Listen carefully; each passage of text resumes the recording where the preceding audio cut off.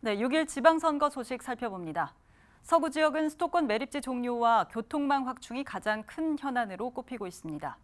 토론회에 참석한 서구청장 후보들은 매립지 종료에는 이견이 없었지만 해법은 조금 달랐는데요. 상대 후보의 자질과 공약 실현 가능성 등을 놓고도 설전을 벌였습니다. 이정윤 기자가 보도합니다.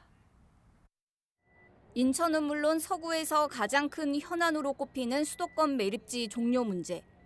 더불어민주당 김종인 후보는 먼저 유정복 전 인천시장이 매립지 종료를 어렵게 했다며 운을 뗐습니다. 그러면서 지역 국회의원, 환경부, 서울시 등과 협조하고 설득해 2025년 반드시 종료하겠다고 강조했습니다. 2016년에 종료 예정했던 수도권 매립지는 2014년 말부터 유정복 전 시장이 서구 주민의 염원을 무시하고 일방적으로 사자 협의체 논의를 진행하면서 2025년까지 연장했습니다. 당시 사자 협의체를 보면 연장 기간 내에 대체 매립지 찾지 못하면 매립지를 추가로 사용할 수 있다는 독소 조항까지 있습니다. 국민의힘 강범석 후보는 매립지 종료는 절대적인 명제라고 밝혔습니다. 다만 앞으로 어떻게 할 것인가가 중요한데 매립지 관리공사 이관을 통해 주민들의 뜻을 반영해야 한다고 강조했습니다. 사자 협의에 대한 이견보다는 사실 현실적으로 서울과 경기도 환경부와 협의되지 않은 인천시의 자체 매립장이 과연 근본적인 해결책이 될 것인가에 대한 의문이 있습니다. 그것보다는 우리 매립지 공사의 인천 이관을 통해서 매립 정책의 주도권을 갖고 인천시의 입장과 주민의 뜻이 반영되는 매립지 정책이 필요하다고 생각합니다.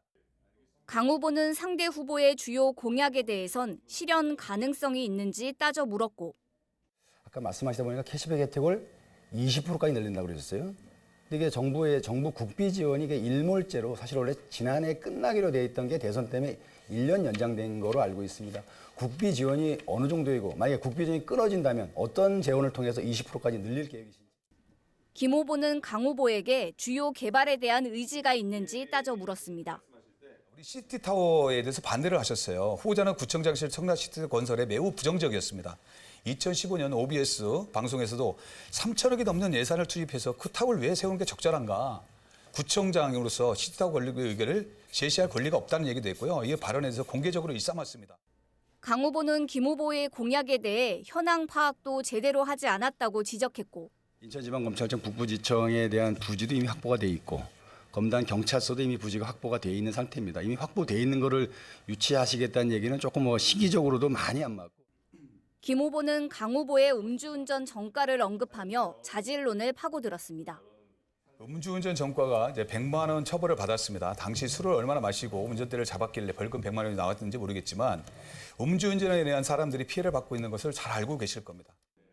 김 후보는 주요 공약으로 서로 이음 캐시백 확대, 인천대로 지하화 등을 통한 원도심 활성화를, 강 후보는 청라 스타필드 돔구장 건립을 통한 대중예술 문화 인프라 조성을 내세웠습니다. 두 후보 모두 일할 사람을 뽑아달라며 유권자들의 지지를 호소했습니다. 서구청장 후보자 토론회는 25일 수요일 오후 9시 40분 SK 브로드밴드 인천방송 채널 1번을 통해 방송됩니다. BTV 뉴스 이정윤입니다.